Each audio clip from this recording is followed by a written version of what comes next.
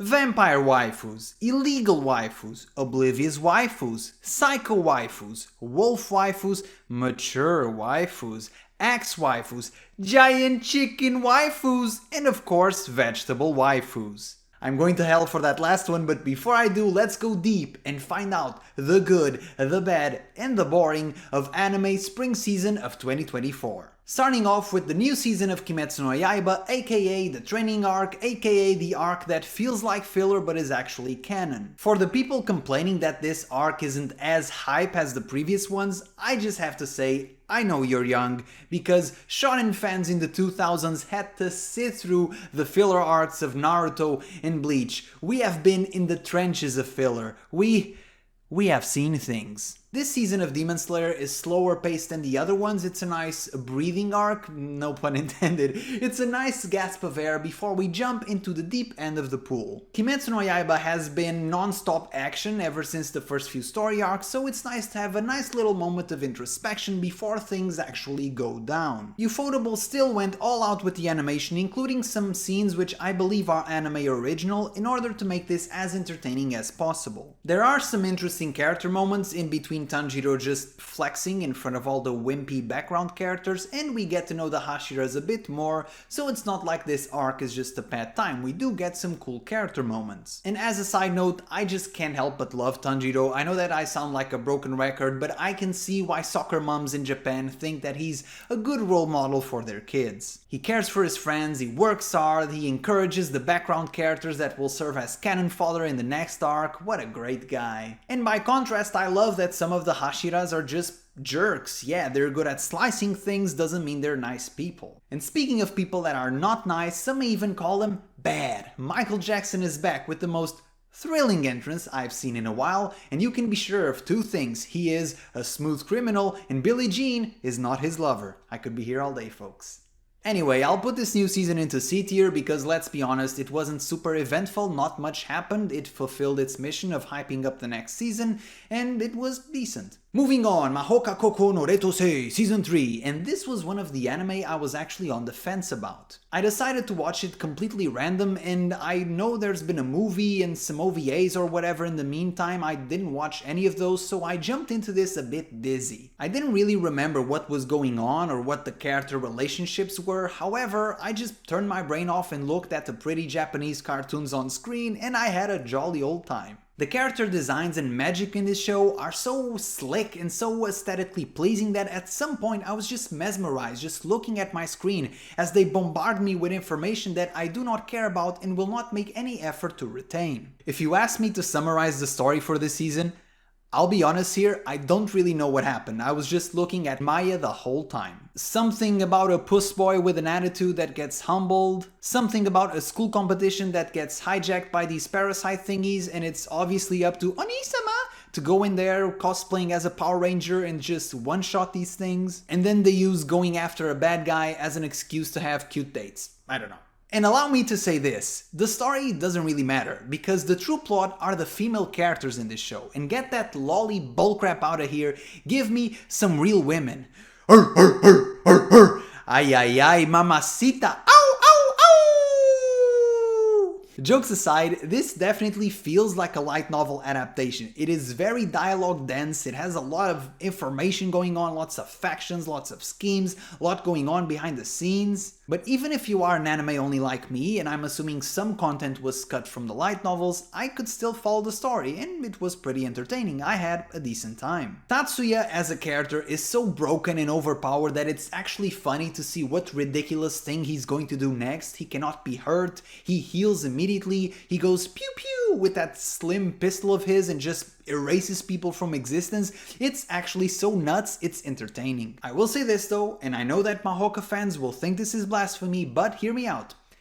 I think this series would be better if Tatsuya was not the main character. He's strong, but his character is just so bland. His entire personality is being stronger and smarter than everybody else, and he's not even arrogant about it. He's quite humble, so he's literally the perfect person, and it gets a bit boring to watch. I think Tatsuya would be perfect in the Gojo type role, as in the secondary character that is overpowered and just comes wreck stuff up occasionally, and we could follow someone more interesting as the main character. But once again, this is just my opinion from having watched this season only and not even remembering the previous ones, so take it with a grain of salt. I really like this world. I think that the political intrigue behind the weaponization of magic is really interesting. The techno-magic theme is also super captivating. It's both visually appealing and interesting as a concept. However, Tatsuya, the main character, is just a walking Deus Ex Machina that I know is going to solve every problem without breaking a sweat and makes it hard for me to care about anything that's happening on screen.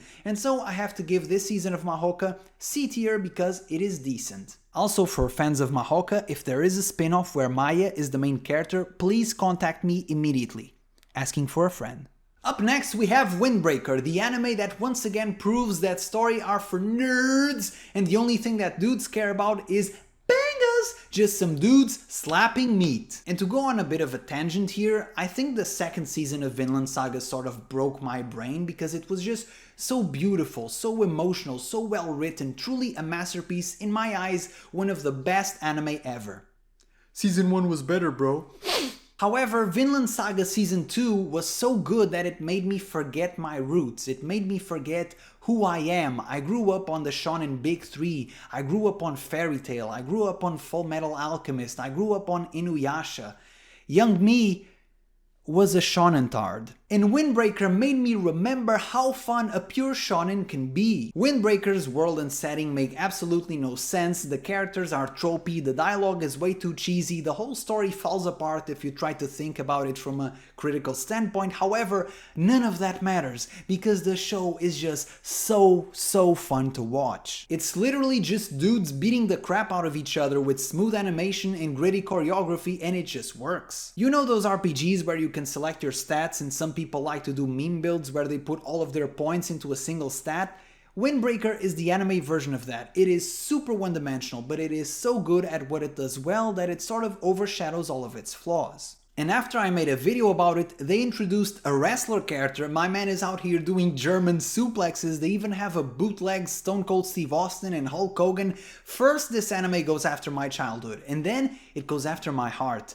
Windbreaker, yes, it may not have the best story, but it goes straight into B tier. It is good, I don't care about the haters, give me more of this, I like it. Up next, Spice and Wolf, the long-awaited reboot whose previous adaptation I did not watch. I've been hearing about Spice and Wolf for years now, and as a fan of Log Horizon and Mahou, I knew that I would probably enjoy this. The only reason I never picked up this show is because its fans sort of memed the interest out of me with the constant "A new season is never coming, bro. It's over, bro." And so when a reboot was announced, I was quite happy. And I must say, I expected a cute wolf girl teaching me about economics, and that's what I got, but I also got that she can transform and go nom nom nom nom nom on the bad guys, which, you know, that is good, that is unexpected, but good. Why have cute when you can have cute and dangerous? Jokes aside, one of the many green flags for shows is when long dialogue scenes and exposition scenes feel smooth. The characters are yapping but you're not bored, you want to listen to more of them, and that is exactly what Spice and Wolf does. I love the banter between the two main characters and I'm so entertained by them that I even convince myself that I'm interested in the intricacies of currency conversion.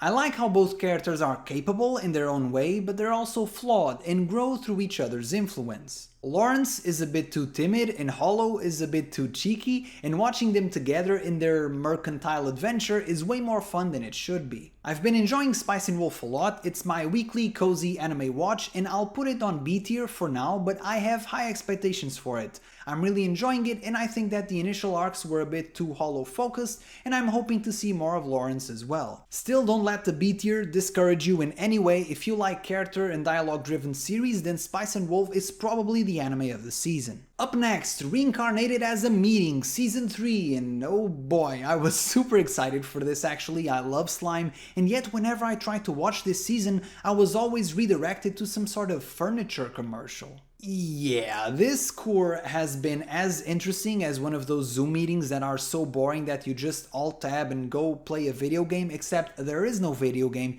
You're on the school computer, you must have your webcam turned on, and you have to pretend like you're paying attention.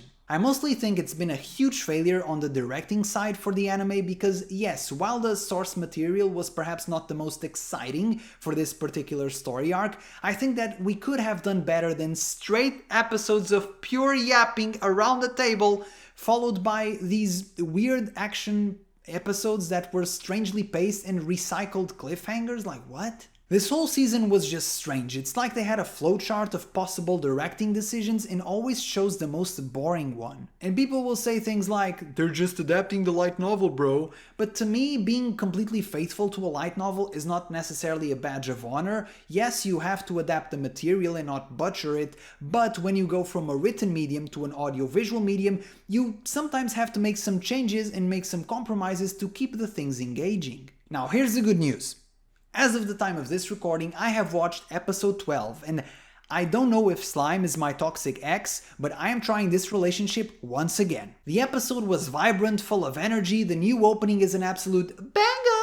Rimuru finally left that godforsaken meeting room into another meeting room, but this time he had an actual interesting conversation that flowed smoothly. A quirky back and forth with compelling interpersonal dynamics that is not just a room full of yes men agreeing with everything that Rimuru says and regurgitating the same stale information for 6 episodes in a row.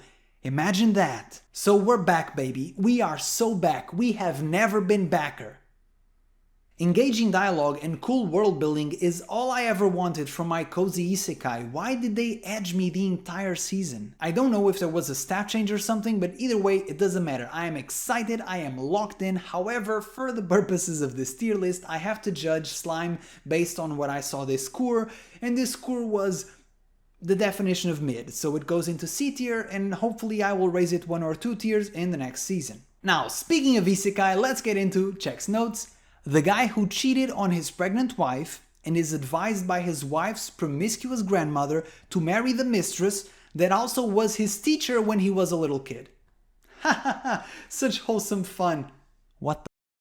I could rant about this new core of Mushoku Tensei for more than an hour, but I don't have the time or the energy, so let's summarize this. The positives. It had a surprisingly thoughtful episode featuring Norn that showed what it's like to be crushed under the weight of expectations. This episode was very good and much more palatable than the usual Mushoku episodes. It just felt so refreshing. Then it had an absolute banger of an action episode. The stakes were high, the interfamily drama was captivating, the action was gripping, truly peak fiction. The world building in various locations in Mushoku Tensei are still very flavorful and full of personality. To me, this is still an excellent benchmark of what a fantasy world should strive for. Now the negatives. I hate everybody in the show, everybody, but especially Rudius. He's such a disgusting, reprehensible, despicable main character, it's unbelievable. I hate this guy. I can only summarize Mushoku Tensei as a redemption story written by someone that doesn't know what a good person is. This idea that you have this sort of flawed, disgusting main character is interesting in isolation. However, my problem with Mushoku Tensei is that yes, Rudius does suffer throughout the series, however, he also gets rewarded for bad behavior multiple times, and he keeps getting everything that he wants. He's great at magic, he gets all the girls, everybody respects him, he gets everything he ever dreamed of, and in my mind, he did not change enough. He did not pay enough of a price to get everything that he ever dreamed of. And I know this will piss off fans of Mushoku, but to me, Mushoku isn't really a good redemption story because I don't think it has sufficient enough redemption. At some point, this is just wish fulfillment.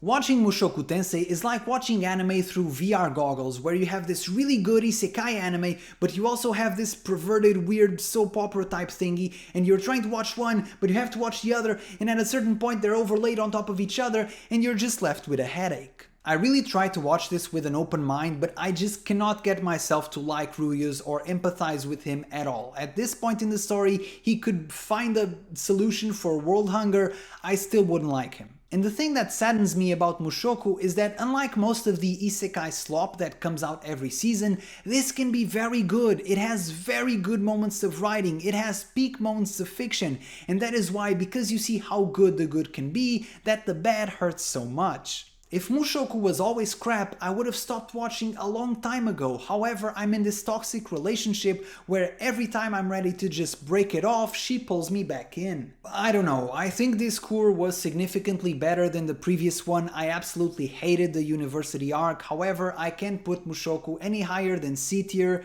in good conscience. I don't know, this is like the only anime that I watch that actively makes me eye roll and sigh deeply while watching. Up next, Kaijuu number 8. As someone that is close to his 30s in age and 50s in spirit, this anime really speaks to me. It's a wonderful story about a guy working a hard job, cleaning up monster goo and poop, and one day his junior convinces him to not give up on his dreams of endangering his life fighting kaiju. And so the moral of this story is that you should always give up on your dreams unless you are somehow possessed by a weird giant mosquito. You know, just everyday things. I'm kidding. Kaijuu number 8 is quite tropey in its premise. Monsters are attacking humanity. Oh no, I've never seen this one before.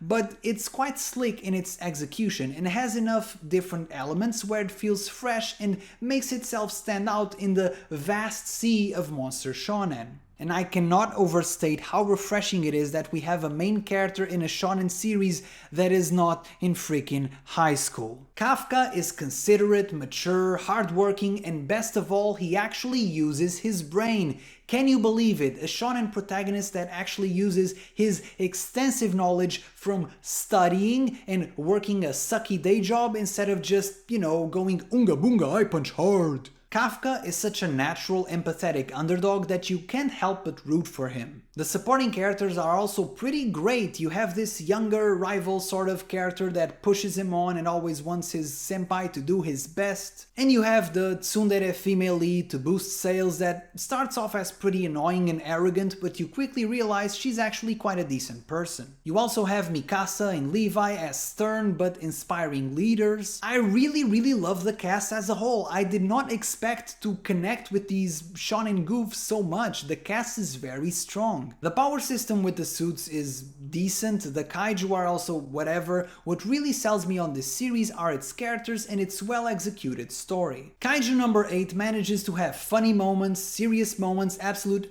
bangers of action scenes, and everything feels cohesive. Nothing feels out of place. It's a very well structured narrative. Overall, Kaijuu number 8 is a very strong B to a light A. I did not expect to like this anime so much. It really caught me by surprise and I'm hoping to see more of it. And now I do give credit where it's due, and I must give credit to the KC4UQ for recommending Loser Ranger, an anime that completely evaded my radar because I never really cared about Power Rangers. Even when I was younger, I didn't really care much for them. But I do care for this anime because to me, this is the hidden gem of the spring season. You know those useless generic background goons in anime whose only purpose is to be numerous and make the main character look cool? Now imagine if one of them said, nah, I'm the main character now, and it just works. This anime follows the self-proclaimed villain named D, and whose plan is supposedly to take over the world, and somehow we empathize with him. And he decides to infiltrate the Dragon Keeper, aka the Power Rangers, to destroy them from within. Mwahahaha.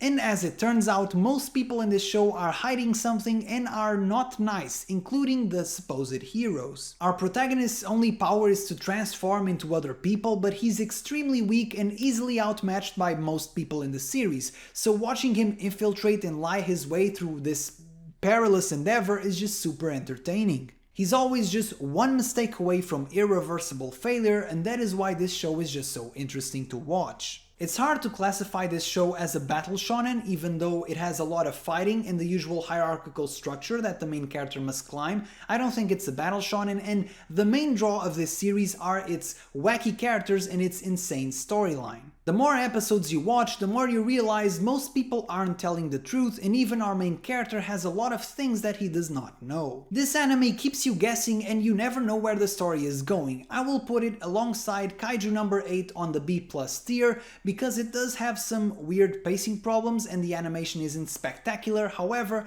from a story standpoint, this is just pure entertainment. And before I forget, the opening for this show was sung by Tatsuya Kitani and the dude just does not miss. It's an absolute banger! He refuses to put out bad openings. First it was Bleach, then Jujutsu Kaisen, and now this one. And this one might actually even be the best one of the three. Even if you don't watch this series, do yourself a favor and go check out the opening. And finally, we saved the most delicious for last. Of course, or should I say full course, Dungeon Meshi goes straight into the A tier where it belongs. I put it at B tier previously and I think this promotion is more than deserved. Dungeon Meshi has this amazing fantasy world seamlessly combined with this cooking theme that strangely works. There is a lot of detail and work put into this anime, it has a lot of cool callbacks and it's incredible how thought out the ecosystems for these monsters are. The dungeon literally feels alive and it's so expansive, it's such a cool imaginative world that the author managed to create. The world is great, but even better are the characters. You have this group of quirky weirdos adventuring through the dungeon and it makes the journey so entertaining, and best of all, the vibes are immaculate. It's like watching an actual group of friends adventuring together. I love this show and its second half in particular really surprised me. I absolutely love it when shows can combine comedy with emotional high stakes moment. It's a very hard thing to do, but when done right, it's just chef's kiss. Dungeon Meshi was already good and it kept getting better and better, so if you have Netflix, please stop watching The Office for the 10th time and just go watch Dungeon Meshi. As you can see, I'm being purposefully stingy with the S tier, perhaps even the A tier, as I really want those tiers to mean something when I give them. Let me know your opinions in the comments. Do you agree with my list and what would you change about it? And if you want to watch my more in-depth thoughts on Slime, Windbreaker or Dungeon Meshi, just click any of the videos on the screen and don't forget to like, subscribe, and ciao!